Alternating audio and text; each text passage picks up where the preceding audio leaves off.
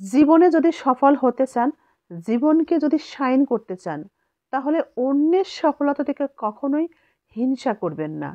একজন সফল ব্যক্তির ব্যর্থতা কামনা করবেন না, একজন ব্যর্থতা ব্যক্তির ব্যর্থতাও কামনা করবেন না, এমনকি একজন চেষ্টারত অবস্থায় আছেন তার ব্যর্থতাও কামনা করবেন না। অন্যদের মতো আপনিও চেষ্টা চালিয়ে যান।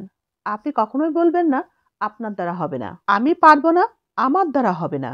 যুদ্ধের ময়দানে যোদ্ধারা পরাজয় জেনেও কিন্তু যুদ্ধ চালিয়ে যায়, যুদ্ধ চালিয়েই যায়, যুদ্ধের ময়দান থেকে কখনো ফিরে আসে না, পালায় না। যুদ্ধক্ষেত্রে নিশ্চিত মৃত্যু জেনেও তারা কিন্তু সামনে এগিয়ে যায় জয়ের জন্য, নিজের জীবনে সফল হওয়ার জন্য, সফলতার জন্য, সমাজে টিকে থাকার জন্য, সফলতা অর্জনের জন্য মৃত্যুর আগ পর্যন্ত যুদ্ধটা চালিয়ে যেতে হয়।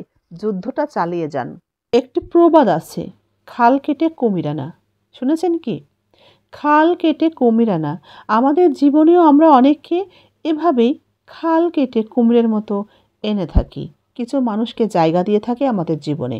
আমরা অনেকে না বুঝে আমাদের জীবনেও কিছু মানুষকে জায়গা দিয়ে থাকি, যারা পরবর্তীতে আমাদের জীবনে ক্ষতি করার জন্য নিজেরা ব্যস্ত হয়ে ওঠে। তাই আমাদের জীবন সম্পর্কে আমাদের সচেতন থাকতে হবে, চোখ কান সবসময় খোলা রাখতে হবে, যেন এ ধরনের কোনো মানুষ আমাদের জীবনে ঢুকতে না পারে। এই ধরনের মানুষকে কখনোই আমাদের জীবনে জায়গা দেওয়া যাবে না। জায়গা দিলে আমাদের জীবন এক টুকরো জাহান্নামে পরিণত হবে। জীবন নিয়ে তাই অনেক অনেক বেশি সতর্ক থাকা উচিত, যেন এই ধরনের মানুষ কোনোভাবেই জীবনে ঢুকতে না পারে।